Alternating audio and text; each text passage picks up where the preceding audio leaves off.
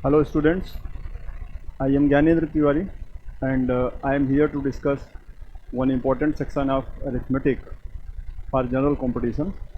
जो general competitions के exams होते हैं उसमें अंकगणित का एक महत्वपूर्ण अध्याय है, जैसे टाइम एंड वर्क जिसको हम लोग कहते हैं। आज मैं उसी का डिस्कशन करने के लिए आपके बीच में हूँ। सबसे पहले मैं आपको कुछ बेसिक मेथड्स डिस्कस करूँगा कि नॉर्मल किसी क्वेश्चन को कैसे हैंडल करते हैं। फिर जब क्वेश्चंस का लेवल थोड़ा सा अपग्रेडेड होता जाएगा तब उस समय हमको आपको ये देखना पड़ेगा कि जो ट्रेडिशनल मेथड है आपका, जैसे एलसीएम मेथड आपने यूज़ किया या एफिशिएंसी बेस्ड मेथड यूज़ किया, तो जो बड़े क्वेश्चंस हैं उसमें बेटा ज़रूरी नहीं कि आप एक ही मेथड से पूरा प्रॉब्लम को सॉल्व करो। तो आपको इस बात को भी समझना होगा कि कुछ क्वेश्चंस ऐसे रहेंगे जिसमें आपको मोर देन 1 और 2 मेथड्स यूज़ करने पड़ेंगे। ठीक है, तो आइए चलिए सिस्टमेटिक शुरू करते हैं। थोड़ा सा इंट्रोडक्शन इसका लेते हैं। Time and work, time and work यानी कि समय तथा कार्य, समय तथा कार्य,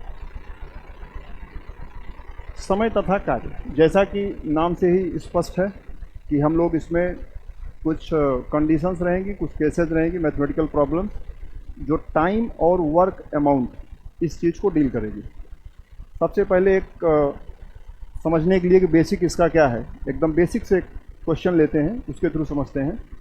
अगर मैं आपसे कहता हूँ ए किसी कार्य को 10 दिनों में करता है, if A can finish a task in 10 days, जबकि बी उसी कार्य को 15 दिनों में समाप्त कर सकता है, whereas B can finish the same task in 15 days. जो सबसे बेसिक क्वेश्चन आपसे पूछा जा सकता है वो ये होता है कि in what time will they complete the work together. अगर वो एक साथ कार्य करते हैं तो कितने दिन में समाप्त करेंगे। ठीक है, अब इसमें ज़रा देखा जाए मैथमेटिकली ये जो स्टेटमेंट्स यहाँ पर दिए गए हैं इसका मतलब क्या है। आपने कहा ए किसी कार्य को 10 डेज़ में, जबकि बी उसी सेम वर्क को 15 डेज़ में फिनिश करता है या अकम्प्लिश करता है। इसका मतलब क्या हुआ, अगर ए किसी कार्य को 10 डेज़ में करता है तो इसका मतलब A must have distributed whole task into 10 equal parts. अगर ए किसी कार्य को 10 दिनों में करता है तो इसका मतलब ये हुआ कि ए ने पूरे कार्य को 10 बराबर हिस्सों में बांट रखा है और प्रतिदिन वह एक हिस्से का कार्य संपादित करता है या समाप्त करता है। ठीक, इसी तरीके से बी किसी कार्य को 15 दिन में करता है तो इसका मतलब उसने पूरे कार्य को 15 बराबर हिस्सों में बांट रखा है और पर डे एक certain amount of work finish करता है। अब इस टाइप के क्वेश्चंस को हैंडल करने के लिए पॉपुलर 4-5 मेथड हैं। परसेंटेज एक अप्रोच होता है आपका, एक एलसीएम भी अप्रोच है, एक एफिशिएंसी बेस्ड है और एक लास्ट में फार्मूला भी बेस्ड होता है। उसकी हम डिस्कशन यहाँ पर नहीं करते हैं। हम लोग ज़्यादातर क्वेश्चन को लॉजिक, जो 5वां मेथड है, जो मेन मेथड है बड़े क्वेश्चंस में, वही काम करता है। कुछ स्टेप्स में आपका एलसीएम और एफिशिएंसी यूज़ होता है, लेकिन साधारण प्रश्नों में एलसीएम और एफिशिएंसी बढ़िया मेथड माना जाता है। आइए इसको देखने का एक नज़रिया है क्वेश्चन को, इस पर ज़रा विचार करते हैं। Let us see this question through one specific methodology that is known as LCM method. तो आपने कहा sir A can finish a task in 10 days, B finishes the same task 15 days. They are not talking about the kind of task, but they are reporting that there is one specific job which is being done by A in 10 days whereas B in 15 days। हम लोग क्या करते हैं बेटा, work को define करते हैं। Let us define the work first. Work को डिफाइन करते हैं तो कैसे करते हैं, तो हम लोग एलसीएम ले लेते हैं। यानी कि हमारा मकसद क्या है, लेट द वर्क बी, क्या वर्क क्या है हमारा, लेट कर लेते हैं एलसीएम ऑफ 10 एंड 15। 10 और 15 का हम लोग एलसीएम ले लेते हैं। 10 और 15 का एलसीएम क्या होगा, 30। आपका एलसीएम हो गया 30। मान लेते हैं कि 30 ट्वाइस, एज्यूम कर लेते हैं कि 30 ट्वाइस ही हमारा वर्क है। क्या एज्यूम करेंगे, let we assume that 30 is the number of toys which are being prepared separately by A and be in 10 and 15 days respectively. ऐसा मान लेते हैं कि जो एलसीएम आया रिजल्ट 30, उसको मान लेते हैं 30 ट्वाइस बनाने हैं। ए जो है 10 दिन में बनाएगा, बी 15 दिन में बनाएगा। तो जाहिर सी बात है पर डे टास्क देख लेते हैं बेटा। ए का 1 डे टास्क क्या होगा, 30/10, 30 में 10 से भाग कर देंगे, 3 twice per day, 3 twice per day. A का कार्य क्या हुआ, 3 खिलौने बनाएगा प्रतिदिन। लाइकवाइज इसी तरीके से बी का हम लोग निकाल लेंगे 1 डे टास्क। तो बी का 1 डे टास्क क्या होगा, 30/15। तो यहाँ से क्या आ जाएगा, 2 twice per day, 2 twice per day. अब यहाँ से आपको दो चीज़ें समझ में आ गई कि ए जो है पर डे बनाएगा 3 ट्वाइस, बी जो है पर डे बनाएगा 2 ट्वाइस। यानी अगर दोनों मिल जाएंगे तो कितना बना देंगे, 3 + 2 that is 5। In case if both the two work together, then they are bound to produce or manufacture how many toys? 3 + 2 that will get you 5. 5 toys बनाएंगे a day, per day। बनाना कितना है बेटा, 30 toys। पर डे कितना बनाते हैं, 5। कितना समय लेंगे, 5 6 जा, तो आपने कहा sir 30, it means 6 days. 6 days will be the time. अभी देखिए इस क्वेश्चन को आपको लगता होगा कि यार इतना बड़ा मेथड है, एलसीएम ले और फिर माने। तो हमने आपको समझाने के लिए इसको लिखा है।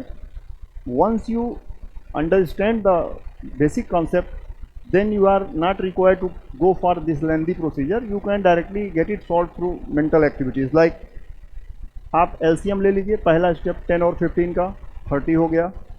पर डे टास्क कैलकुलेट कर लीजिए, 30 टास्क या 30 ट्वाइस कार्य करता है ये 10 डेज में, तो पर डे टास्क हो गया 3। बी का बेटा पर डे टास्क 15 डेज में 30 टास्क करता है, तो पर डे टास्क हो गया 2, ठीक है ना। तो 3 + 2 विल मेक यू 5। 5 कार्य या 5 खिलौने प्रतिदिन बनते हैं। 30 बनने में यानी पूरा कार्य करने में 30/5 दैट इज 6 डेज लगेगा। ये आपका एक स्टेप बेटा, एक तरीका ये होता है, ठीक है। अभी कुछ क्वेश्चन को हम लोग इससे बनाते हैं, फिर दूसरे तरीके पर देखेंगे केस वाइज कैसे क्या होता है। अब ये तो एक बेसिक मेथड था, इसको मैं इरेज कर देता हूँ, फिर अगले उस पर आते हैं हम लोग। चलिए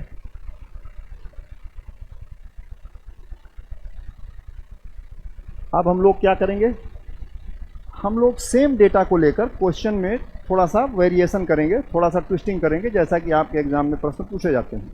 जैसे मान लेते हैं हमने यहाँ लिखा A can finish a task in 10 days. A किसी कार्य को 10 दिनों में करता है। Whereas B can finish the same task in 15 days. ये डेटा हमारा कॉमन रहेगा, ठीक है भाई। ये डेटा हम कॉमन रखते हैं जिससे एलसीएम लेने में हमारा ध्यान ना हटे कि हम एलसीएम लेना है कैसे करें। 10 और 15 हो गया आपका days.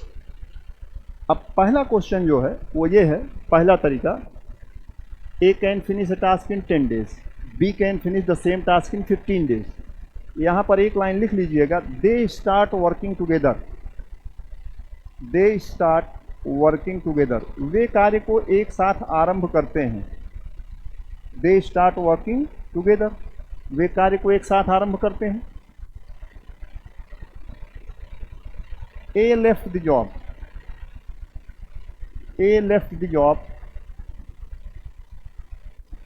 3 days after start of the work. A ने कार्य आरंभ होने के 3 दिन बाद कार्य को छोड़ दिया। दोनों मिलकर कार्य स्टार्ट करते हैं, आरंभ करते हैं। ए ने कार्य आरंभ होने के 3 दिन बाद छोड़ दिया। दे start working together, A left the job 3 days after start of the work. ठीक है, 3 दिन बाद छोड़ दिया। In what time will the work be finished, कार्य समाप्त होने में कितना समय लगेगा। In what time will the work be finished, कितने समय में कार्य समाप्त होगा, कितने समय में कार्य समाप्त होगा। In what time will the work be finished. चलिए, ये सबसे बेसिक क्वेश्चन है बेटा, परीक्षा में पूछा गया है आपके जनरल कॉम्पिटिशन्स में और एसएससी प्रीलिम में भी पूछा गया है कई बार इस तरह का सवाल। सवाल को पहले समझ लेते हैं। कोई एक टास्क है, कोई एक कार्य है, उसको अगर अलग अलग करते हैं तो ए को लगेगा बेटा 10 दिन, बी को लगेगा 15 दिन। उसने कहा भाई दोनों ने मिलकर कार्य को आरंभ किया, they started working together, but due to some reasons A left the job 3 days after start of the work.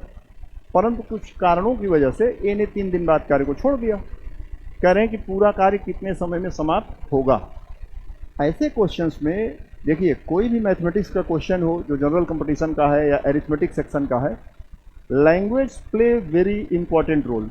यहाँ language plays very important role. यहाँ पर जो लैंग्वेज है उसको समझना चाहिए कि भाषा में ही उसका तरीका छुपा हुआ होता है कि क्वेश्चन को कैसे लेके प्रोसीड करना है, लगाना है।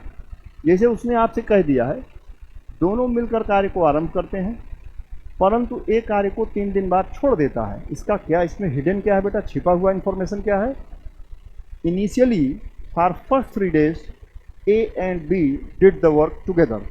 It means for first 3 days A worked for first 3 days, B also worked for first 3 days. अब चूंकि आपको यहाँ दिया गया है कि A 10 दिन में करता है, B 15 दिन में, LCM आपको 30 पता है, वो बेसिक स्टेप है, उसको आप ले लीजिएगा। तो आपने कहा वर्क है 30 ट्वाइस का, तो यहाँ पर 1 day टास्क क्या होगा बेटा, डेटा सेम ले रहा हूँ तो हर क्वेश्चन में सेम रहेगा 3 ट्वाइस। इनका पर डे टास्क क्या है 3 ट्वाइस, इनका पर डे टास्क क्या है 30/15 दैट इज 2 ट्वाइस। ठीक है भाई, ये आपका बेसिक डेटा है, ये नहीं चेंज होगा। जिससे हमारा मेन मकसद है मेथड को समझना, उस पर ज़्यादा फोकस करें, इसलिए डेटा मैं सेम ले रहा हूँ। अब आप देखिए, अब आपको उसने ये सारी जानकारियाँ दे दिया है। अब आपने क्या किया, अब आप सोचिए कि ए का पर डे टास्क है 3 ट्वाइस, बी का पर डे टास्क है 2 ट्वाइस। दोनों जब मिलकर कार्य किए होंगे पहले 3 दिन, तो कुछ तो कार्य किए होंगे, कितना किए होंगे? तो यहाँ देखिए वर्क कैसे हुआ है, यहाँ मैं लिख रहा हूँ time, I am going to write here time. यहाँ मैं टाइम लिख रहा हूँ कितना दिन लगेगा, तो यहाँ मैं लिख रहा हूँ 3 days। पहले कितना दिन लग गया 3 days। किसने किया, ए एंड बी। पहले 3 दिन कार्य किसने किया बेटा, ए और बी। अब हमसे पूछा क्या गया है, कुल समय कितना लगा, तो मैं वही लिखने जा रहा हूँ। ए ने कितने दिन कार्य किया 3 days, और बी ने कार्य किया 3 days। इनका पर डे टास्क क्या है 5 ट्वाइस। ए और बी द्वारा 3 days में कितना कार्य होगा, ए एंड बी टुगेदर 3 days में कितना कार्य करेंगे, 3 × 5 दैट इज 15 ट्वाइस। 15 खिलौने बनाएंगे बेटा, बताएं। 5 खिलौना पर डे बनाते हैं, तो 3 days में 3 × 5 दैट इज 15। 15 यहाँ बना दिए, तो यहाँ पर 3 days ये लगा। अभी तक कार्य कितना हुआ है 15। तो रिमेनिंग वर्क क्या है, शेष कार्य क्या है भाई, बचा हुआ कार्य दैट इज रिमेनिंग वर्क। तो टोटल कार्य था 30, 15 कर दिए हैं, तो बचा कितना 15, 15 ट्वाइस। इस लाइन को देखिए, समझिए इसको। Remaining work is what, total work that is 30 which is nothing but our LCM minus 15, the amount of work which was done in initial 3 days together by A and B. So what you are left with 15 twice. This is the task which is expected to be completed by the worker who is there. ये 15 खिलौने कौन बनाएगा, प्रश्न के निर्देश में जाइए। प्रश्न क्या कह रहा है, A left the job 3 days after start of the work. A ने कार्य को छोड़ दिया 3 दिन बाद, यानी B ने कार्य अंत तक किया है। ये 15 खिलौने कौन बनाएगा, B। तो यहाँ पर अंतिम कार्य का समय जो होगा 15 ट्वाइस बाई किसके, ओनली बी। यहाँ मैं बी लिख रहा हूँ, इसका मतलब इस कार्य को बी करेगा। 15 खिलौने बनाने में बी को कितना समय लगता है, पर डे बनाता है 2, तो 15 बनाने में 15/2 दैट इज 7.5 days। आंसर क्या आ गया बेटा आपका, 3 दिन 7.5 दिन, 10.5 days। 10.5 days will be your answer. एक बार देख लीजिए स्क्रीन पे, जल्दी से एक बार और एक्सप्लेन कर देते हैं नटसेल में। क्वेश्चन को समझिएगा। इसने कहा ए किसी कार्य को 10 दिन में, ठीक, बी 15 दिन में। तुरंत मेंटल कैलकुलेशन से 10 और 15 कैल्शियम 30 ले लीजिएगा, ठीक। अब उसने कहा दोनों ने मिलकर कार्य आरंभ किया। तुरंत दिमाग में बात आ जानी चाहिए कि if both of the to start working together it means every day they will make how many twice. तो आप उनका रेस्पेक्टिव पर डे टास्क निकाल लीजिएगा। 30 में 10 का भाग किया 3 आया, 13 15 का 2 आया, 5 ट्वाइस पर डे मर रहे हैं बेटा। इसका मतलब यह है ये लोग पर डे 5 कार्य करते हैं या 5 खिलौने बनाते हैं। अब जितने दिन के लिए इन्फॉर्मेशन लागू हो उतने से मल्टीप्लाई करके इनके द्वारा किया गया कार्य पहले 3 दिन का निकाल लीजिएगा। अगली लाइन पढ़िए क्या कह रहा है, A left the job 3 days after start of the work. It means in initial 3 days A and B both have work. A और बी अगर दोनों ने कार्य किया है तो इसका मतलब 3 गुणे 5 यानी 15 खिलौने बने होंगे बेटा। तो 3 5 जा 15। ये 3 days मुझसे टाइम पूछा गया था तो मैंने टाइम का मान क्या लिखा 3 days, यानी ए एंड बी समझने के लिए, जिससे आप समझ सकें किसने किया ए और बी। और ये 15/2 कौन है, ओनली बी, ओनली बी, केवल बी। बचा हुआ कार्य 15/2, आंसर आ गया आपका 10.5 दिन। क्लियर बेटा। चलिए अब इसको हम लोग सेकंड क्वेश्चन देखते हैं। इसी में थोड़ा हेर फेर कर देते हैं। इसमें हम लोग क्या करेंगे, इसको जो है देखिए, इसमें हम लोग टाइम तो कैलकुलेट करने का क्वेश्चन रहेगा ही, लेकिन हम लोग इसमें कुछ चीज़ें नहीं रख देते हैं। जैसे इसने कहा है दे start working together, same data है, ए किसी कार्य को 10 दिन में करता है, बी 15 दिन में करता है, ये इंफॉर्मेशन कॉमन है। अब यहाँ क्या हुआ, दे स्टार्ट वर्किंग टुगेदर, वो कार्य एक साथ आरंभ करते हैं, ये भी सही रहने दो। ए लेफ्ट द जॉब 3 days, अब यहीं से थोड़ा सा चेंज कर देंगे, 3 days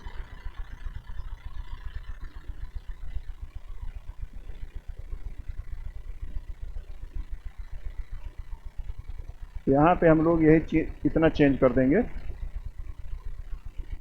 चलो A left the job 3 days before 3 days before completion. चलिए 3 days before the completion of the work. अभी बता देता हूँ, इसका मैं क्लियर हो जाएगा। Completion of the work, question क्या है जरा समझिएगा। ए किसी कार्य को 10 दिन में खत्म कर सकता है, बी उसी कार्य को अकेले 15 दिन में। दोनों ने मिलकर कार्य आरंभ किया, ए ने कार्य छोड़ दिया, ए लेफ्ट द जॉब 3 days, कब छोड़ा, before the completion of the work, कार्य के समाप्त होने के 3 दिन पहले। पिछले क्वेश्चन में क्या था, ए ने कार्य छोड़ा, कार्य आरंभ होने के 3 दिन बाद। दूसरे में क्या क्वेश्चन बना रहे हैं बेटा, सेम डेटा है, बिल्डअप लेकिन थोड़ा सा डिफरेंट है। क्या है बिल्डअप, नया बिल्डअप ये है कि ए ने कार्य को छोड़ा 3 दिन समाप्त होने के पहले। मान लो 10 दिन का कार्य था तो 7 दिन के बाद कार्य उसने छोड़ दिया, अंतिम यानी 8वां 9वां 10वें दिन ए जो है नहीं था, ऐसे समझिएगा। तो कह रहे हैं कि दे स्टार्ट वर्किंग टुगेदर, कार्य एक साथ आरंभ करते हैं। ए लेफ्ट द जॉब, ए ने कार्य छोड़ा 3 दिन before the completion of the work, कार्य समाप्त होने के 3 दिन पहले या कार्य पूरा होने के 3 दिन पहले ए ने कार्य को छोड़ दिया। फिर कह रहे हैं in what time will the work be finished, कितने समय में कार्य जो है समाप्त होगा। ठीक है बेटा, तो ये हो गया आपका। अब इसमें हम लोग क्या करेंगे, पहले सेम कैलकुलेशन है, ए और बी का रेस्पेक्टिव टास्क निकाल लिए, 10 days 30 टास्क, 1 day में 3, बी का 2 twice, इतना कॉमन है बेटा। ठीक है, अब आगे टाइम को कैलकुलेट करने के लिए यहाँ पे चलिए देखते हैं। सबसे पहले काम क्या करेंगे, यहाँ मैं लिख रहा हूँ टाइम। टाइम क्या लगा, इसने क्या कहा, जरा उस इंफॉर्मेशन को जो हिडन है उसको निकालना होता है। मैंने क्या बताया, उसी लैंग्वेज को आप पकड़िए। लैंग्वेज यहाँ पर लिखा है कि A left the job 3 days before the completion of the work, A ने कार्य पूरा होने के 3 दिन पहले छोड़ दिया। जरा सोचिए आप कि अगर अंतिम 3 दिन में ए नहीं था तो कौन था, केवल बी था। यानी एक चीज़ हमको पता लग गई कि लास्ट 3 day केवल बी ने कार्य किया। तो पहले आइए देख लेते हैं कितना कार्य किया, और फिर कह रहा है कार्य पूरा हो गया उसके बाद। इसका मतलब इसके पहले इतने खिलौने बन चुके थे कि अंतिम 3 दिन केवल बी कार्य करेगा, कार्य समाप्त हो जाएगा। मतलब I mean to say that if the main term here, the main phrase is here that A left the job 3 days before its completion, it means in last 3 days there must have been only B as a worker to finish the task, and once B works for last 3 days and the task is finished, it means the rest amount of task must have been completed by A and B before the last 3 days of the completion of the work. ठीक है बेटा, अंतिम 3 दिन जिसमें कार्य समाप्त हुआ उसके पहले जरूर इतना कार्य ए और बी ने किया होगा कि कार्य जो है अंतिम 3 दिन केवल बी ने किया और कार्य समाप्त हो गया। आइए ज़रा देखते हैं इधर। तो टाइम आपको निकालना है, तो मैंने यहाँ टाइम लिख दिया है। अब टाइम निकालने में लास्ट 3 days का कैलकुलेशन आपके पास है। लास्ट 3 days पहले क्या समय लगे, अंतिम में जो हमको जानकारी है पहले उसको लिख लेते हैं। लास्ट 3 days का कैलकुलेशन हमको पता है, वो कितना होता है। लास्ट 3 days में कितने खिलौने बने होंगे बेटा, तो लास्ट 3 days में किसने किया, ओनली बी। यहाँ मैं लिख रहा हूँ ओनली बी। देखिए इसमें कोई डाउट हो किसी को, अंतिम 3 दिन कार्य किसने किया है, केवल बी ने किया है, ओनली बी। बी का पर डे टास्क क्या होता है, यहाँ देखिए 2 twice पर डे। तो लास्ट 3 days में कितना किए होंगे, लास्ट 3 days में 3 into 2 दैट इज 6 twice। कितना ट्वाइस बना होगा, 6 twice।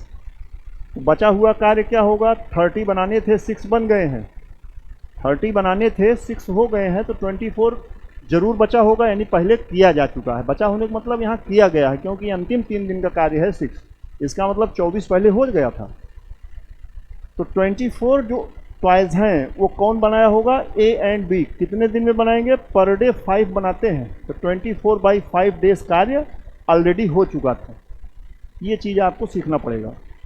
You are required to learn this thing, how to calculate the amount of task, whether the task was completed in last 3 days by some particular worker or it was completed by someone else by some particular worker or having left the job for 3 days after start of the work by somebody।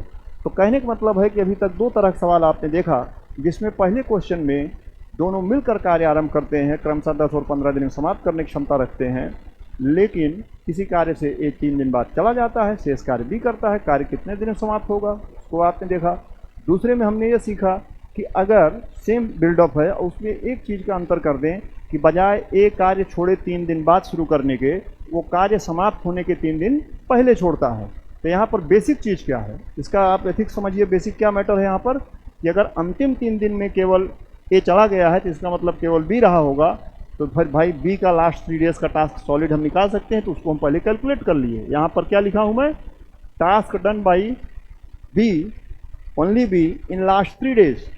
You could see here only B 3 into 2 because B is habitual of making 2 twice a day, so in 3 days he is bound to make 6 twice, 3 into 2। got it? Listen here, remaining task, because the work is finished after last 3 days, it means 24 twice must have been prepared or manufactured by A and B together। Okay, तो वो जो 24 था बेटा उसमें मैंने 5 का भाग किया। ये क्या है, अमाउंट ऑफ वर्क, ये क्या है, amount of work per day. तो 24/5 ये हुआ और 3 दिन ये हुआ। इसको आप सॉल्व कर लीजिएगा, तो यहाँ से आप कैंसिल करेंगे तो 4.8 आ जाएगा और +3 that will get you 7.8 days। 7.8 days, 7.8 days। बताएं किसी को इसमें कोई प्रॉब्लम हो, find any difficulty please tell me the problem. फिर से एक बार जल्दी से देख सकते हो, A 10 days per day 3 twice, B 15 days whole task per day 2 twice, together 5 twice, 3 + 2 get you 5। Question का इंस्ट्रक्शन के हिसाब से मेथड पकड़ो। क्वेश्चन क्या कह रहा है, दोनों ने कार्य शुरू किया, ए जो है कार्य को समाप्त होने के 3 दिन पहले चला जाता है, इसका मतलब लास्ट 3 days में केवल बी ने कार्य किया। तो यहाँ फट से लिख दीजिए, time is equal to last 3 days only B, how many twice, 6 twice। इसका मतलब कार्य समाप्त हो गया अंतिम 3 दिन में 6 बनाने से, इसका मतलब 24 पहले बन चुके थे। कौन बनाया, ए और बी। किस हिसाब से, 24/5 दिन में। दोनों जोड़ लीजिए, आंसर आ गया। क्लियर है? अब आइए नेक्स्ट पे देखते हैं बेटा। थोड़ा सा आप लोग बोर हो रहे होंगे तो मैं टाइप बदल देता हूँ, ठीक है? चलिए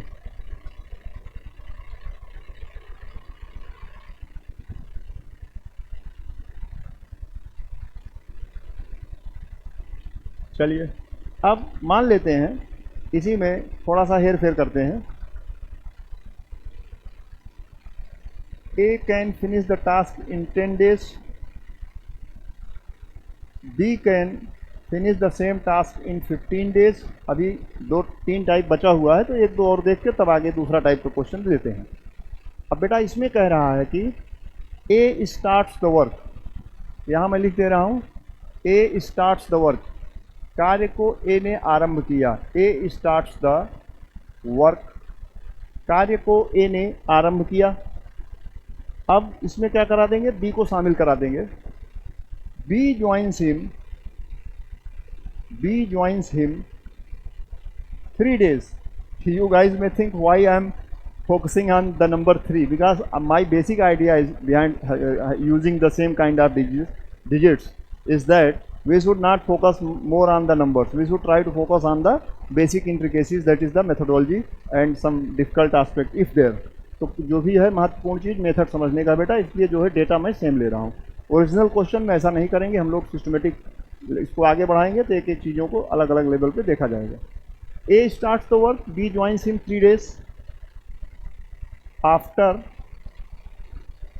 start of the work.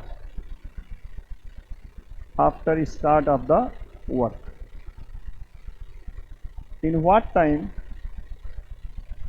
कितने समय बाद? कह रहा है कि A कार्य को आरंभ करता है, B 3 दिन बाद उसमें शामिल होता है। B joins him 3 days after start of the work. फिर कह रहे हैं कि इन व्हाट टाइम, कितने समय में, will the work be finished, will the work be finished, कितने समय में कार्य समाप्त हो जाएगा। क्लियर है, कितने समय में कार्य समाप्त हो जाएगा। चलिए सवाल को समझ लीजिए, थोड़ा सा अलग है पिछले दो क्वेश्चन से। इसमें हम ये कह रहे हैं कि ए जो है इनिशियल चीज़ें तो सेम है, 10 और 15 दिन, ठीक। यानी आप एलसीएम लेके 30 दिमाग में रख लीजिए कि 5 टॉयज पर डे बनाएंगे। पहले तो यही कर लीजिए, इतना तुरंत देखते ही 30 टॉयज होगा तो 30/10 will get you 3 toys by ए पर day, 3 toys per day. Likewise 1 day में बी का task 30/15 will get you 2 toys a day. चलो भाई इतना तो आप कर लीजिएगा, मन में कर लीजिएगा बेटा। दोनों का एक दिन का टास्क 3 + 2 विल गेट यू 5, ये तो डन है अपना। अब आइए फोकस करते हैं, मेन क्रक्स क्या है, most important part of the problem क्या है। क्रक्स क्या है क्वेश्चन का, A starts the work, B joins him 3 days after start of the work. B उसमें शामिल होता है कार्य आरंभ होने के 3 दिन बाद। यानी आपको ये सोचने की ज़रूरत है हिडन क्या है इसका। इस लाइन को अगर थोड़ा सा आप अंदर सोचिएगा, इसमें क्या ऐसा कहना चाहता है, कहना क्या चाहता है वो बड़ी चीज़ है। छिपा क्या है, गणित में हम लोग क्या करते हैं, मैथमेटिक्स में we try to study the patterns. अभी इस क्वेश्चन के बाद थोड़ा सा 10 सेकंड लेंगे आपका, फिर आते हैं वापस, पहले इसको सॉल्व करते हैं। A starts the work, B joins in 3 days after start of the work. जब आपने कहा कि बी 3 दिन बाद शामिल हुआ, तो इसका मतलब ये है कहीं न कहीं आप ये कहना चाहते हो कि शुरुआती 3 दिन केवल ए ने कार्य किया। बी अगर 3 दिन बाद शामिल हुआ तो इसका मतलब केवल ए ने ही पहले 3 दिन कार्य किया। और आप अंत में पूछ क्या रहे हो, कार्य कितने दिन में समाप्त होगा। तो यहाँ पर मैं लिखने जा रहा हूँ टाइम, यहाँ पर मैं लिखने जा रहा हूँ time. Time is equal to 3 days का डेटा आपने दे दिया है। 3 days पहले क्या हुए हैं, 3 days किसने कार्य किया है, only A.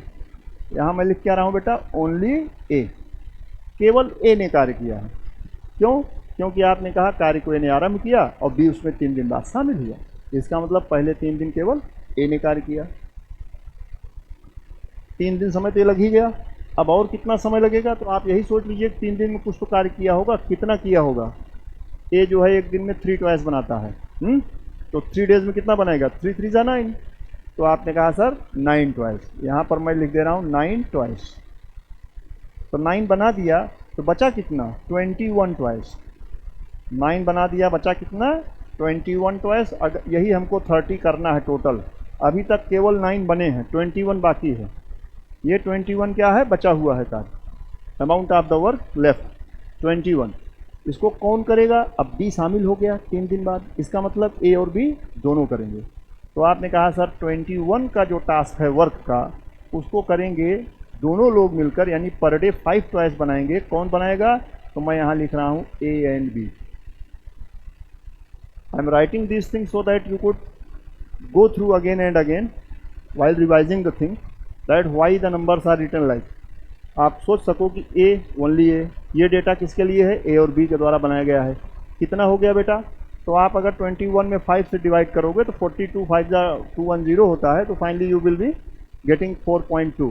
I think answer will be here 3 + 4.2 that is 7.2 days. Here the answer will be 7.2 days. जल्दी से देख लीजिए. पहला कैलकुलेशन में देखते हैं कौन कितने दिन कार्य किया. आपने कहा सर ए ने कार्य शुरू किया, 3 दिन बाद बी शामिल हुआ, इसका मतलब फर्स्ट 3 days ओनली ए. करेक्ट. कितना कार्य किया रेस्पेक्टिव ट्वाइस, यहाँ मैं लिख दे रहा हूँ 9 ट्वाइस. इसको आप देखते रहा करिए. रेस्पेक्टिव डेटा कैसे लिखोगे, तो आपने कहा सर 9 ट्वाइस. किसके द्वारा, तो आपने कहा सर ओनली ए, ओनली ए. फिर आपने कहा शेष कार्य. अब जैसे 9 लिखो तुरंत मन में आ जाना चाहिए कि 30 टोटल था, 9 हुआ, 21 बचा है.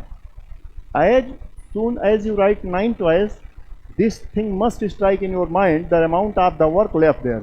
So how much is left over, that is 30 minus 9, nothing but 21 twice. So 21 I have written over there, you see 21 twice. In totality you are required to make 30 twice, so 9 twice have been prepared or manufactured. The remaining 21 have to be prepared by the teamwork of A and B as per instruction given in this question. A और B द्वारा करना है बेटा, तो उसका क्या value होगा, 21 is the amount of task left which is to be done by A and B together at the rate 5 twice a day as per your own calculation which you have done here so many times in different questions. So 21 divided by 5 that is 4.2 और plus 3 days पहले अकेला ए किया था. कुल कार्य 7.2 दिन में संपादित हुआ, संपन्न हुआ. चलो बेटा ये चीज़ हो गया. अब आगे बढ़ते हैं. किसी कोई डाउट हो तो आप हमसे पूछ सकते हो बेटा. चलो अब इस क्वेश्चन में थोड़ा सा हेर फेर करते हैं. 3 days, बाकी तो सब ठीक है. चलो अब आप देखिए मैं क्या करना चाहता हूँ. A starts the work, B joins in 3 days after. 3 days after B joins in 3 days before the completion of the work. 3 days before the completion of the work. कार्य ए ने आरंभ किया, बी 3 दिन कार्य समाप्त होने के पहले शामिल हुआ. यानी एक कार्य है जिसको ए ने आरंभ किया, कार्य को अकेला ए 10 दिन में कर लेता है, बी 15 दिन में. वो इतनी इन्फॉर्मेशन अप्लीकेबल है. ठीक है बेटा. अब मैंने कहा ए स्टार्ट्स द वर्क, ए कार्य आरंभ करता है, बी ज्वाइंस इन, बी उसमें शामिल होता है. 3 days before the completion of the work, कार्य समाप्त होने या पूर्ण होने के 3 दिन पहले बी उसमें शामिल होता है. ठीक है. पूछा यह गया है इन व्हाट टाइम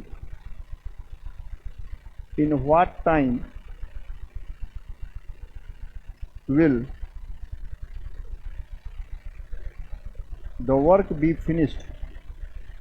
कार्य कितने दिन में समाप्त होगा. In what time will the work be finished, कार्य कितने दिन में समाप्त होगा. मैं एक चीज़ जो बताने के लिए कह रहा था आपसे 10 सेकंड लेने के लिए, ज़रा सुन लीजिए. You must have heard the name of mister Lord Kelvin. Lord Kelvin का नाम हम लोगों ने सुना ही है, और उनका नाम कई बड़े कार्यों के लिए है. फिजिक्स और केमिस्ट्री में डबल नोबेल प्राइज़ उनको मिला था. He had receive double Nobel prize at the age of around 41 I think. So in front of Royal Swedish Academy that gave him honored with this double Nobel Prize, one for physics and one for chemistry. He was asked a very simple question, sir, how it was possible to get double Nobel Prize by serving physics and chemistry, contributing in these two areas which are supposed to be the most difficult areas in the academics, physics और chemistry में. Sir आपको कैसे संभव है इतनी कम as में आप इतना बड़ा कार्य किए. उन्होंने C/5 = F-32/9 मोस्ट, इसको आप लोग चेक करिएगा. उन्होंने इस फार्मूले को दिया था और उन्होंने सेंटीग्रेड और फ़ारेनहाइट में एक रिलेशनशिप इस्टेब्लिश किया था. सो उन्होंने कहा कि कैसे संभव हुआ. उन्होंने बताया basically I am a student of mathematics, प्रमुखता मैं गणित विषय का छात्र हूँ. People started surprising on the fact hearing this. ये तो कह रहा है गणित के छात्र हैं, क्योंकि रॉयल स्वीडिश अकेडमी में अल्फ्रेड नोबेल जिनके नाम पर संस्था चल रही है, जिन्होंने अपने जीवन की पूरी कमाई उसमें लगा दिया था, मरणोपरांत संस्था चली, वो मतलब उनके वसीयत में लिखा था, विल में, कि मेरे नाम पर एक ऐसी संस्था फंड इकट्ठा करके उन्होंने अपने जिंदा रहते ही स्थापित कर दिया था कि विज्ञान के क्षेत्र में तीनों भी विज्ञान यानी कि फिजिक्स, केमिस्ट्री और बायोलॉजी के क्षेत्र में दिया जाएगा। बाद में 3 एरियाज़ और जोड़ दिए गए, social service and other areas, literature भी जोड़ा गया। नोबेल प्राइज़ उसमें रविन्द्रनाथ टैगोर जी को मिला था 1913 में शायद, गीतांजलि के लिए, देखिएगा आप लोग। तो उनसे पूछा गया था तो उन्होंने उसमें चूँकि लिखा था कि उनकी अंतिम इच्छा थी किसी गणितज्ञ को नोबेल प्राइज़ नहीं मिलना चाहिए, उनका कुछ था पर्सनल लेवल पे। तो उस पर क्या था कि उन्होंने जब कहा तो इन्होंने बोला कि basically I am a student of mathematics, प्रमुखता मैं गणित विषय का छात्र हूँ। A person who does not know mathematics, एक व्यक्ति जिसको गणित नहीं आती है, can not understand any subject in this world, वो संसार के किसी भी विषय को नहीं समझ सकता है। It does not mean that mathematics is the easiest one, no no, इसका मतलब ये ना सोचिएगा कि गणित सबसे आसान है, ऐसा नहीं कहा उन्होंने कहा है person who does not know mathematics can not understand any subject in this world. फिर उन्होंने कहा अंडरस्टैंडिंग एनी सब्जेक्ट और social issue is a matter of far A part, even he can not understand his own basic problems. उन्होंने कहा कि किसी विषय को समझना या किसी सामाजिक मुद्दे को समझना बहुत दूर की बात है, यहाँ तक कि वो अपनी मूलभूत समस्या क्या है इसको नहीं समझ सकता। Then he stop for while, कुछ देर के लिए रुके और उन्होंने बोला mathematics is the mother of all sciences, गणित समस्त विज्ञानों की माँ है। इसका मतलब क्या है, मैंने क्यों इस चीज़ को बताया? मैंने इस चीज़ को इसलिए कहा कि गणित का मतलब होता है लॉजिक, पैटर्न्स की स्टडी करने को ही गणित कहते हैं बेटा। कोई भी बॉडी ऑफ नॉलेज हो जो पैटर्न को स्टडी करती है उसको मैथमेटिक्स माना जाता है, चाहे इकोनॉमिक्स का पार्ट हो, चाहे ज्योग्राफी का, चाहे जिसका भी हो। तो मैथमेटिक्स का मतलब होता है कॉज एंड इफेक्ट की स्टडी करना। ये जो इफेक्ट दिख रहा है उसके पीछे कॉज क्या है, अगर वो कॉज सिस्टमेटिक है, किसी प्रिंसिपल पे बेस्ड है, सॉलिड प्रिंसिपल पे without exception, that is mathematics. चलिए वापस आते हैं। अब इस क्वेश्चन में वो आइडियोलॉजी आप अप्लाई करिए तो उसने एक जानकारी दे दिया, तो ये नहीं कि आप सिर्फ उसी लाइन को पढ़ें, आप उसके अंदर क्या छिपा है इसको पकड़िए। काज और इफेक्ट क्या है, इफेक्ट आपसे पूछ रहा है कितने दिन में कार्य समाप्त होगा, कॉज पता करिए, कारण क्या है यानी कौन कितने दिन कार्य किया है, ये चीज़ पकड़िए आप। तो कैसे होगा, कई बार सवाल लगाएंगे डिफरेंट टाइप्स के, हो जाएगा। चलिए देखते हैं। ए कार्य आरंभ करता है, starts the work, B joins in 3 days after before the completion of the work, कार्य समाप्त होने के 3 दिन पहले भी शामिल होता है बेटा। फिर उसने कहा in what time will the work be finished, कार्य कितने समय समाप्त होगा। हम यहाँ लिखने जा रहे हैं time, I am going to write here time, I am going to write here time. See here time कैसे निकालेंगे, पहले क्या करेंगे बेटा, एक चीज़ समझिएगा। सबसे पहले लास्ट 3 days का डेटा हमारे पास है। क्या बोला है, B joins in 3 days before the completion of the work, meaning thereby B is pressed into action when the task is left for 3 days provided both of the two, that is A and B work together. B तब आता है कार्य में जब कार्य इतना बचा हो कि अगर ए और बी दोनों मिल जाएं तो 3 दिन में ख़त्म कर देंगे। यानी इतना कार्य अकेले ए ने कर दिया था, लेकिन कितने दिन किया था हम लोग नहीं कर सकते, इसका अनुमान लगा सकते नहीं, गलत हो जाएगा। सॉलिड क्या कर सकते हैं बेटा कि लास्ट 3 days में कितना वर्क हुआ है इसको हम बता सकते हैं, क्योंकि हमारे पास इनका पर डे का टास्क 5 twice यहाँ पर है, 3 + 2, ये 5 twice पर डे का है, किसका, ए और बी का, पर डे का 5 twice है। तो हमने कहा लास्ट 3 days किसने किया, तो आपने कहा sir A and B. Here I don't write A plus B because A and B are men are persons, so they can't be added like numbers. A और बी आदमी हैं या व्यक्ति हैं या महिला हैं, बच्चे हैं, जो भी हैं, वर्कर हैं, उनको हम जोड़ नहीं सकते हैं। नाम को तो नहीं जोड़ा जा सकता ना, संख्या तो है नहीं और भी। तो लास्ट 3 days में कितना कार्य किए होंगे, तो आपने कहा पर डे 5 टास्क, तो 3 days में कितना करे होंगे, 3 × 5 दैट इज 15 टास्क। 15 कार्य कर दिए हैं कौन मिलकर, अंतिम 3 दिन में ए और बी। और फिर आपने कहा सर कार्य पूरा हो गया, इसका मतलब कुल कार्य 30 था, 15 अंतिम 3 दिन में हुआ और कार्य समाप्त हो गया, तो जरूर 15 कार्य पहले हो चुका रहा होगा। इसका मतलब पहले कार्य जो बचा था 15 हो चुका था जो, वो कितने दिन में हुआ होगा, केवल ए के द्वारा, क्योंकि तब बी था ही नहीं। ए 3 खिलौना पर डे बनाता है, तो कितना लिया होगा समय, 5 days। तो कुल समय कितना हुआ, 3 days + 5 days that is 8 days, 8 days। ये अंतिम, ये कौन सा है? फर्स्ट फेज ऑफ वर्क, पहले चरण का कार्य, फर्स्ट फेज ऑफ वर्क किसके द्वारा किया गया? केवल ए के द्वारा। यहाँ मैं ए लिख दे रहा हूँ। ये 15/3 समय किसने लिया? ए ने लिया, कार्य जब शुरू किया था, क्योंकि बी अंतिम 3 दिन जो बचे थे तब शामिल हुआ। ए और बी का जो अंतिम 3 दिन का था। ये बेटा एक तरीका है, इसको भी ज़रा देख लीजिए। ठीक है, क्लियर है, समझ में आया?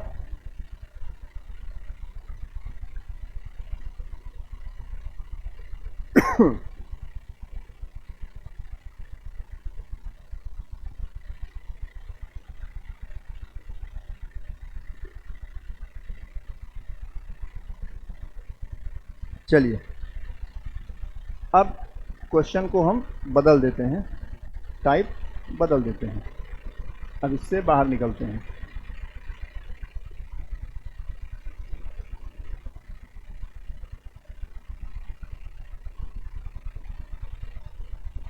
तो आइए देखते हैं, अब एक दूसरा टाइप देखते हैं। मान लीजिए आपसे मैं इस तरह का करूं, एक दूसरा अप्रोच देखते हैं। इस अप्रोच को थोड़ा चेंज करते हैं। कुछ क्वेश्चन ऐसे भी आ सकता है, ए किसी कार्य को करने में 10 डेज लेता है, बी उसी कार्य को करने में 20 डेज लेता है। नंबर्स इतने छोटे इसलिए लिए जाते हैं जिससे कि मेन फोकस मेथड पे रहे, ना कि इस पर रहे। अगर नंबर बड़े लेंगे तो कैलकुलेशन टीडियस हो जाएगा, तो फिर वो बैंक पीओ के एग्ज़ाम या क्लरिकल का क्वेश्चन हो जाता है, जहाँ पर कैलकुलेशन भी एक आस्पेक्ट है। एसएससी में भी है, अदर कॉम्पिटिशन में भी है, जनरल कॉम्पिटिशन में भी, लेकिन थोड़ा कम है। ठीक है, कंपेरेटिवली। तो ए किसी कार्य को 10 दिन में करता है, बी उसी कार्य को 20 दिन में करता है। अगर मैं आपसे कहूँ दोनों मिलकर उस कार्य को कितने दिन में करेंगे? या आपने पिछले क्वेश्चन को 15 डेज लिया था, चलो इसको भी 15 ले लेते हैं, फिर देख लेते हैं कैसे करते हैं बेटा। चलिए, जिससे एक अप्रोच है ये भी समझ में आ जाए। ए किसी कार्य को 10 दिन में करता है, बी उसी कार्य को 15 दिन में करता है। अगर मैं आपसे कहूँ दोनों मिलकर इस कार्य को कितने दिन में करेंगे, तो अभी तक हम लोग क्या करते थे? 10 और 15 का एलसीएम ले लेते थे, ठीक। और 10 और 15 का एलसीएम लेकर हम लोग जो है वर्क को पर डे के हिसाब से कैलकुलेट करते थे, फिर क्वेश्चन में देखते थे क्या ज़रूरत है। इस क्वेश्चन में हम लोग 10 और 15 का एलसीएम 30 लिए थे, और ए का पर डे टास्क 3 ट्वाइस होता था बेटा, बी का पर डे टास्क 2 ट्वाइस होता था, और दोनों मिल जाते थे तो 5 ट्वाइस पर डे बनाते थे। 30 बनाने में 30/5 दैट इज 6 डेज लगते थे, ऐसा हम लोग बताते थे। अभी मैं एक दूसरा अप्रोच डिस्कस करना चाहता हूँ, which is known as efficiency approach, यानी कि कार्य कुशलता। एफिशिएंसी मीन्स कार्य कुशलता। टाइम स्पीड डिस्टेंस में जो यूज स्पीड टर्म का है वही इफिशियंसी का है टाइम एंड वर्क में। टाइम एंड वर्क में इफिशियंसी का मतलब वही होता है जो टाइम स्पीड डिस्टेंस में स्पीड का होता है। वहाँ हम लोग क्या जानते हैं, बेसिक नॉलेज क्या है कि अगर मान लेते हैं 30 किलोमीटर प्रति घंटे की रफ्तार से, मान लेते हैं 30 किलोमीटर पर आवर के स्पीड से, भाई इसको तो आप लोग जानते ही होंगे, ऐसा तो है नहीं कि नहीं जानते हैं, स्पीड वगैरह सब जानते हैं ना।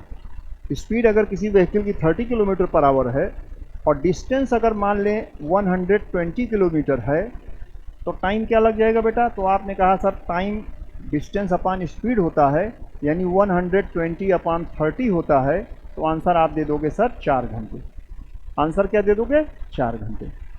फिर आपने कहा सर ऐसा है, अगर मैंने कह दिया कि बेटा स्पीड अब जो है 60 किलोमीटर प्रति घंटे हो गई है, मान लो व्हीकल को आपने स्पीड अप किया, you speed up the bike, और अब आप 60 kmph 1 घंटे में 60 किलोमीटर के हिसाब से चल रहे हो, तो 120 चलने में कितना समय लगेगा? कहोगे गुरुजी समय बराबर दूरी बटे चाल।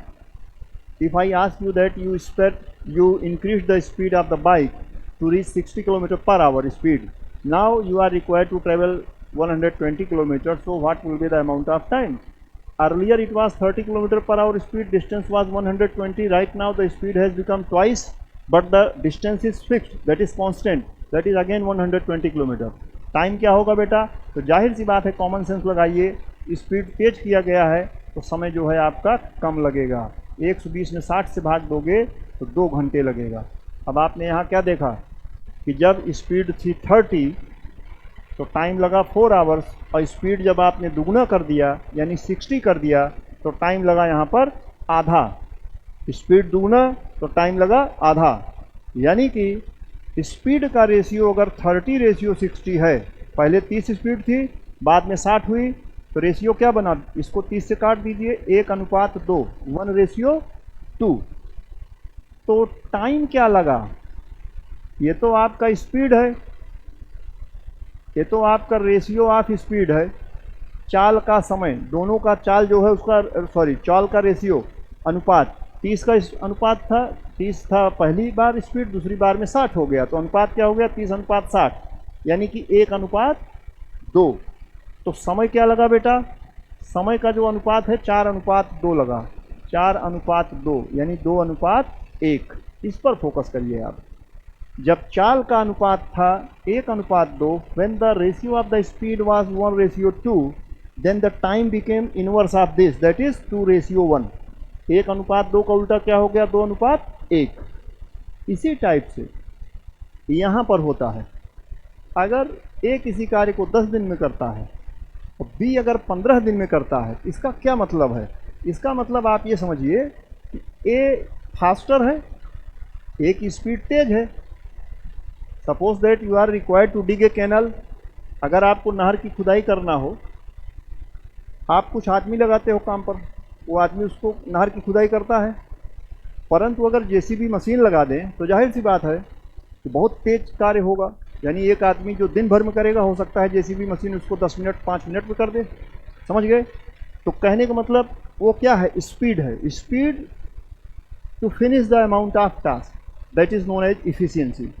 If someone is boasting of having more efficiency than someone else in comparison to somebody, it means he has got greater speed to finish a particular task, उसका स्पीड तेज है।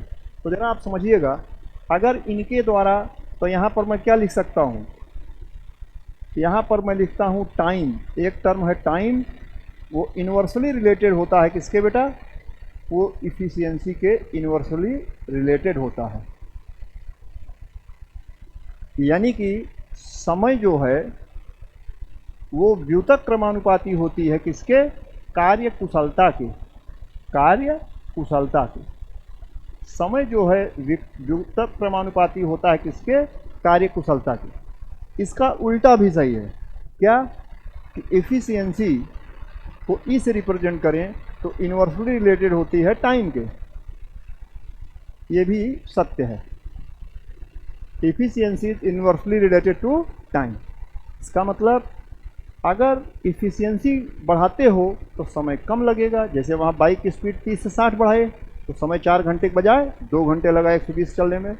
पहले 30 की स्पीड से 120 जाने में 4 घंटे लगते थे, अब 60 की स्पीड से बेटा 2 घंटे लगे। क्यों? क्योंकि इफिशियंसी तुमने दुगना कर दिया, स्पीड आपने दुगना कर दिया, तो समय आधा लगेगा, क्योंकि कार्य वही था 120 किलोमीटर। क्लियर है? इस चीज़ को यहाँ समझने की बात है। तो आप ज़रा देखिएगा इधर, यहाँ पर ए और बी 10 और 15 दिन में समय लिए, तो मैं यहाँ लिख रहा हूँ time taken by A and B, ratio of time taken by A and B. A और बी के द्वारा लिए गए समयों का अनुपात क्या है बेटा, 10:15, 10:15। ज़रा शॉर्ट कर दीजिए इसको, 2:3। Time taken by A and time taken by B is what, 2:3। अगर 2:3 इनके द्वारा लिए गए समय का अनुपात है, तो बेटा इनकी एफिशिएंसी क्या होगी, ई ए रेशियो ई बी। तो आपने कहा सर इसका उल्टा होगी, 2 का उल्टा क्या होता है, 1/2।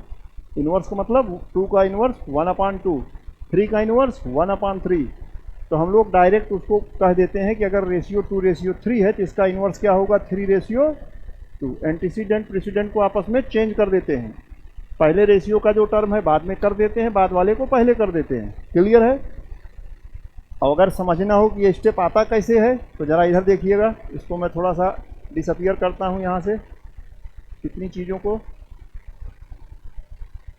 देखो बेटा, ये देखो टाइम अगर ए के द्वारा लिया गया है 10, ठीक है, 10 ना लिख के हम लिख देते हैं वही जो रेशियो शॉर्ट में था।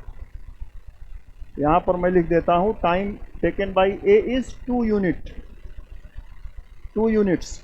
टाइम ए के द्वारा लिया गया क्या है 2 इकाई, चाहे घंटे हो, मिनट हो, सेकंड हो, कुछ भी हो, दिन हो। तो इसलिए इफिशियंसी क्या होगी, efficiency of A 1 upon time, that is 1 upon 2।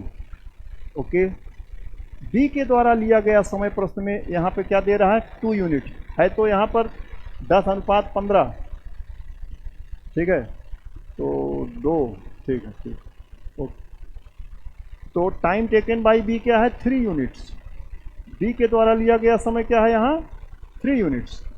तो इसलिए इफिशियंसी ऑफ बी क्या होगी बेटा 1/3। तो रेशियो क्या होगा, इसलिए time A ratio time taken by B क्या होगा प्रश्न में 2:3।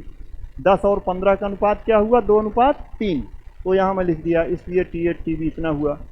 इसलिए ई ए रेशियो ई बी क्या होगा भाई, तो आपने कहा सर इसी का इन्वर्स फंक्शन यानी 1/2, फंक्शन मतलब नंबर, यहाँ पर फंक्शन वो एक अलग चीज़ हो जाती है, बस नंबर सोचिए 1/2 रेशियो 1/3। इसको सॉल्व करेंगे 3 से मल्टीप्लाई कर देंगे दोनों तरफ, तो क्या आ जाएगा 3:2। ये जो मिडिल स्टेप है इसी को हम लोग गायब कर देते हैं। एक जनरल मतलब की टेंडेंसी होती है, स्पीड का टाइम का रेशियो अगर जो दिया गया है 2:3, तो स्पीड उसका मतलब इफिशियंसी उसका उल्टा हो जाती है, 3:2 हो जाती है। क्लियर है। अब आइए देखते हैं इसका यूज़ कैसे करेंगे इस क्वेश्चन को करने में। तो आइए ज़रा देख लेते हैं एक बार बेटा, how to utilise this concept of efficiency to solve the same problem. तो हम लोग क्या करेंगे, देखो ई ए ई बी का मान क्या है ratio 3:2।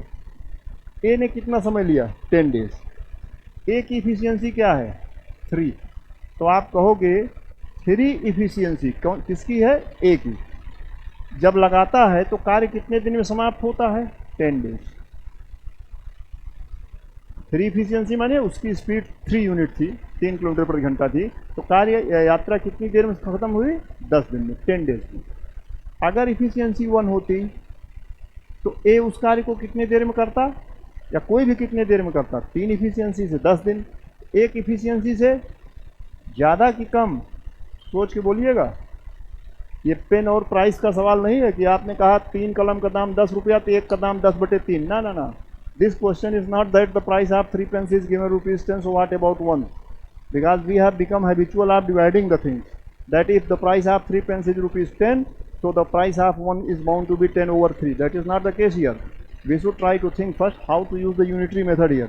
What is the requirement? See here, if the speed or energy level or efficiency is 3, then you are required to take 10 days to complete a task. Then find out if the speed is 1, then what will be the amount of time? Naturally, if the speed is less, time will be much more. That is why we used to hire more laborer from the market. हम लोग ज़्यादा श्रमिक क्यों बुलाते हैं बाजार से, कि कार्य को हमको जल्दी कराना है तो लेबरर्स बढ़ा दो, ठीक है ना। Because more labourers are required to put more labour, ज़्यादा श्रम करेंगे। तो ज़रा समझिएगा, 3 इफिशियंसी 10 डेज, तो 1 इफिशियंसी ज़्यादा दिन, तो 10 × 3 डेज। अब जब दोनों मिल जाएंगे तब इफिशियंसी क्या हो जाएगी 3 + 2। ए और बी कितने दिन में कार्य करेंगे मिलकर, पूछ रहा है ए और बी कितने दिन में करेंगे मिलकर। तो जब ए और बी मिल जाएंगे तो इफिशियंसी हो जाएगी 3 + 2, दैट इज 5 इफिशियंसी। कितने दिन में करेंगे टास्क, तो 30 डेज लेते थे एक इफिशियंसी से, 5 इफिशियंसी से 30/5 कम समय लेंगे, यानी कि 6 days. Answer will be 6 days. ये क्वेश्चन अगर समझ में आ गया हो, एक थोड़ा स्टैंडर्ड क्वेश्चन ले लेते हैं बेटा, उसको समझते हैं। समझ लीजिए, पहला कार्य रेशियो ऑफ टाइम लिया, फिर उसको रिवर्स किया, रेशियो ऑफ टाइम क्या आया 10:15, उसको थोड़ा सिंप्लीफाई किया 2:3 आया, फिर उसका इन्वर्स कर दिया यानी कि 3:2, वो हमारा एफिशिएंसी है। और क्वेश्चन में यूनिटरी मेथड लगा दिया, कोई सा डेटा ले लो, चाहे ए का ले लो चाहे बी का। मैंने ए का लिया कि 1 इफिशियंसी, ए का इफिशियंसी यहाँ पर क्या है 3, तो आपने कहा 3 इफिशियंसी ए ने लगाया तो 10 डेज लगा, तो 1 इफिशियंसी कोई भी लगाए, ए लगाए बी लगाए, उससे फ़र्क नहीं पड़ता। कितना समय लगेगा, ज़्यादा समय लगेगा। तो ज़्यादा के लिए मैथमेटिक्स में मल्टीप्लिकेशन का एडिशन से बहुत अच्छा संबंध होता है। कहने का मतलब यह है कि multiplication is nothing but the successive addition. आपने कहा 2 + 2 + 2, 3 बार जोड़ा, आंसर आया 6, तो टेबल बना दिया गया 2 3s are 6, 2 3 आर 6, ठीक है ना। चलिए 2-3 बार करने पर 6 देता है, खत्म। चलो तो 5 efficiency 3 + 2 30/5 that will get you 6। चलिए अब क्वेश्चन को हम एक ले लेते हैं बढ़िया सा सवाल, और देखते हैं कि जो बढ़िया सवाल होते हैं उसमें एक ही मेथड से काम नहीं चलता है। और whatever method we are using here, जो भी मेथड हम लोग यूज़ कर रहे हैं, किसी को पानी और समय जो नल की टंकी के सवाल होते हैं बेटा, उसमें भी यही कॉन्सेप्ट यूज़ करते हैं, same concept, efficiency, alternate days, ठीक है, ग्रुप अप्रोच, सब कुछ यूज़ करते हैं। वो 1 बाई 1 करके स्टडी किया जाएगा। अभी थोड़ा बेसिक क्वेश्चन ले रहा हूँ मैं, डिफरेंट टाइप का। अब एक क्वेश्चन याद आ रहा है, ज़रा उसको भी देख लेते हैं। क्वेश्चन समझिएगा, यहाँ मैं लिख देता हूँ बेटा, तब लगाते हैं इसको। देखो, Sharat Chandra and Mayank finished a task in 10 days। Sharat, Chandra और मयंक ने, 3 बंदे हैं, शरत, चंद्र और मयंक, इन्होंने एक कार्य को 10 दिन में समाप्त किया। फिर मैं यहाँ लिख रहा हूँ, थोड़ा इधर लिखता हूँ, सवाल थोड़ा सा लैंग्वेज ज़्यादा है इसमें। दे स्टार्टेड वर्किंग टुगेदर, उन्होंने कार्य एक साथ आरंभ किया। बट, उन्होंने कार्य को एक साथ आरंभ किया, लेकिन but Sharat left the job, परंतु शरत ने कार्य को छोड़ दिया। But Sharat left the job 3 days after start of the work, परंतु शरत ने कार्य को 3 दिन बाद छोड़ दिया आरंभ होने के। But Sharat left the job 3 days after start of the work, परंतु शरत ने कार्य को आरंभ होने के 3 दिन बाद छोड़ दिया। सो फार 37% of the work has completed, अब तक 37% कार्य संपन्न हुआ है। अब तक 37% कार्य संपन्न हुआ है। शरत, चंद्र, मयंक 3 वर्कर थे, ठीक। इन्होंने किसी कार्य को 10 दिन में समाप्त किया। अब हमारी आपकी हैबिट है कि हम मान लेते हैं कि शरत, चंद्र और मयंक अगर मिलकर काम करते 10 दिन में समाप्त होता। ऐसा उसने नहीं बोला, उसने खाली रिपोर्ट किया है। तुम अपने फ्रेंड के यहाँ गए, तुमने पूछा है कार्य हो गया, उसने कहा हाँ हो गया। कोई काम तो मान लेते हैं दीवार बनाने का, तो आपने कहा कितने दिन में हुआ, तो उसने कहा 10 दिन में हुआ। तुमने कहा किसने किया, उसने कहा शरत, चंद्र और मयंक ने किया। बस इतना ही बात है। अब आप सोचते रहिए कि तीनों ने 10-10 दिन किया, उसने तो कहा नहीं 10-10 दिन किया। समझ गए। तो शरत, चंद्र और Mayank finish the task in 10 days। They started working together, साथ में कार्य आरंभ किए। But Sharat left the job 3 days after start of the work, Sharat ने कार्य को शुरू होने के 3 दिन बाद छोड़ दिया। सो फार 37% of the work has completed, अब तक 37% कार्य निष्पादित या संपन्न हुआ है, ठीक है।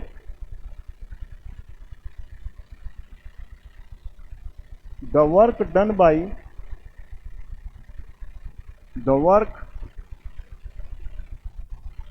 By Chandra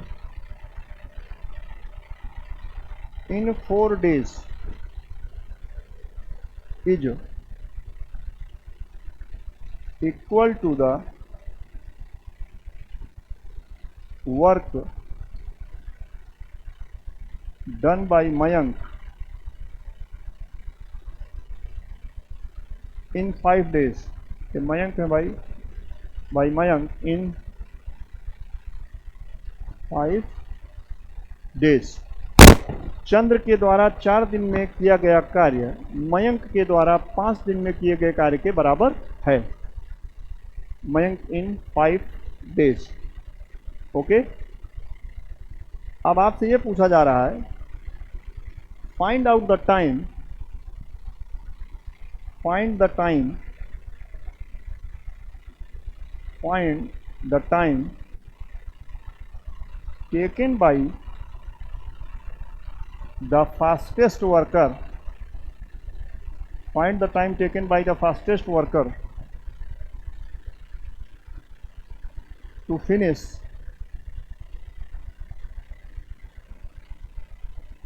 the task alone। ये क्वेश्चन है बेटा, उसने क्या बोला है जरा समझिएगा ध्यान से। क्वेश्चन ये है, शरत, चंद्र और मयंक तीन आदमी हैं, इन्होंने किसी कार्य को 10 दिन में समाप्त किया। Finish the task in 10 days. फिर कह रहे हैं they started working together but Sharat left the job 3 days after start of the work. परंतु शरत ने कार्य को 3 दिन बाद छोड़ दिया शुरू होने के। इसका मतलब कॉमन सेंस लगाइए कि 10 दिन में कार्य समाप्त हुआ है, पहले 3 दिन तीनों ने कार्य किया, फिर शरत चला गया। इसका मतलब 7 दिन में शेष कार्य वो लोग करते हैं, कौन? चंद्र और मयंक। अब एक चीज़ समझिएगा, सो फार 37% of the work has completed. अब तक 37% कार्य संपन्न हुआ। तुरंत आप इस लाइन को पढ़ने के बाद आप फट से क्या करिएगा, पहले सोच लेना कि ये परसेंट की बात कर रहा है, इसका मतलब 100% वर्क था टोटल, 37% हो चुका है। कौन? फर्स्ट 3 डेज, यहाँ लिख दे रहा हूँ फर्स्ट 3 डेज। पहले 3 दिन में 37% हुआ है, 37% क्या है? First 3 days. तो बचा हुआ कार्य कितना है? 63%। ठीक है, सोचिए ऐसे, आप ऐसे एनालिसिस से लगेगा। मैंने बताया था ना कुछ क्वेश्चन एनालिसिस और लॉजिक से लगते हैं। तो आप सोचिए 63% ऑफ वर्क कौन करेगा? चंद्र और मयंक। और 10 दिन में कार्य समाप्त हुआ है, 3 दिन बाद करना है इनको 63% वर्क 7 दिन में। इसको 7 दिन में कर रहे हैं 7 डेज। किसके द्वारा? चंद्र और मयंक को सी एंड एम लिख रहा हूँ बेटा, 60 के लिए छोटे में करके, चंद्र एंड मयंक के लिए सी एंड एम। तो आपने कहा सी एंड एम 7 डेज में 63% वर्क करते हैं, इसका मतलब पर डे कितना करते हैं? तो आपने कहा सर 9% वर्क करते हैं। चंद्र और मयंक पर डे कितना करते हैं? 9% करते हैं। ऐसे लगेगा सवाल लॉजिक से।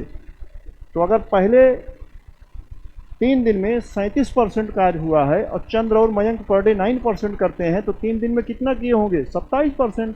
तो आपने कहा सर फर्स्ट 3 डेज में चंद्र और मयंक 9% इंटू 3 27%। कौन किया होगा? सी एंड एम। कब? First 3 days. फर्स्ट 3 डेज कितना किया होगा? तो आपने कहा सर पहले 3 दिन में 9% गुणे 3 27% कार्य किसने किया? चंद्र और मयंक ने। तो फिर इसका मतलब शरत ने कितना किया? शरत इन 3 डेज कितना किया होगा? तो आपने कहा सर 37 हुआ था, 27 दोनों ने किया था मिलकर, तो 10% किया होगा। 10% वर्क कितने दिन में? 3 दिन में।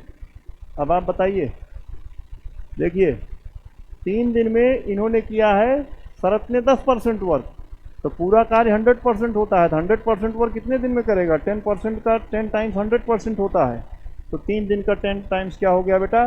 तो यहाँ आप लिखिएगा 100% वर्क शरत यानी एस कितने दिन में करेगा? 3 का 10 times, that is 30 days. 30 days. हमसे पूछा क्या गया है? सबसे तेज जो काम करता है, तो ये तो 30 दिन ले लिए। अब आप बताइए यहाँ 9% वर्क पर डे कौन कर रहा है? चंद्र और मयंक। जरा चंद्र और मयंक के बारे में एक चीज़ समझते हैं। क्या है?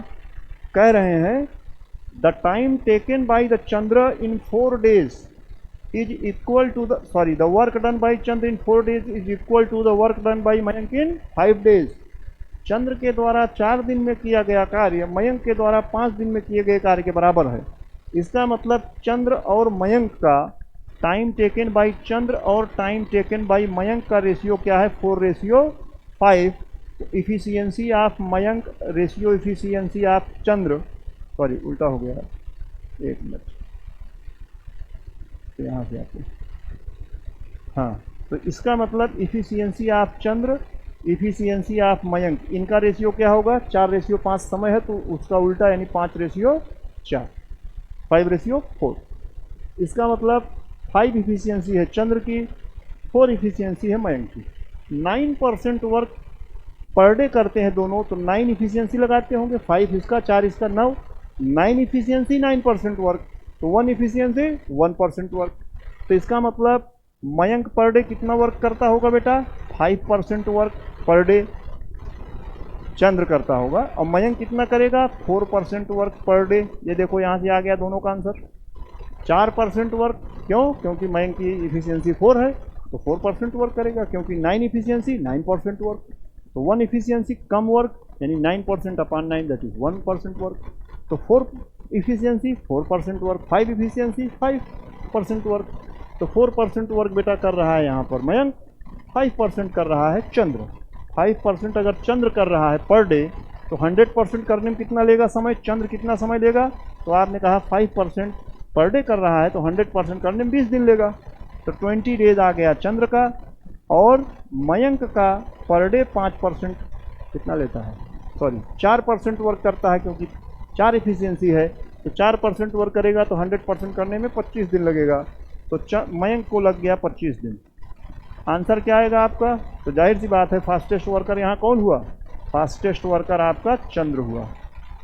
ठीक है, अब मैं ज़रा एक बार संक्षेप में फिर इसको रिवाइज करा देता हूँ, तो फिर देख लीजिएगा 10 सेकंड और वो भी देख लीजिए, बस 10 सेकंड जल्दी से देखिए। शरत चंद्र मयंक किसी कार्य को 10 दिन में करता है, उन्होंने किसी कार्य को 10 दिन में समाप्त किया, उन्होंने कार्य को आरंभ किया, शरत ने 3 दिन बाद कार्य को छोड़ दिया शुरू करने के, और चंद्र के द्वारा 4 दिन में किया गया कार्य मयंक के द्वारा 5 दिन में किए गए कार्य के बराबर है।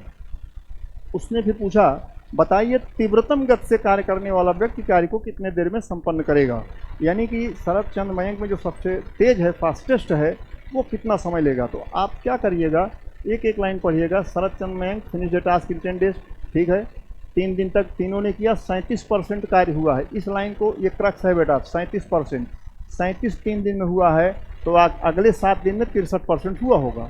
अगर अंतिम 7 दिन में 63% हुआ है तो पर डे कितना हुआ था कार्य, ये मैं लिख दिया हूँ 9%।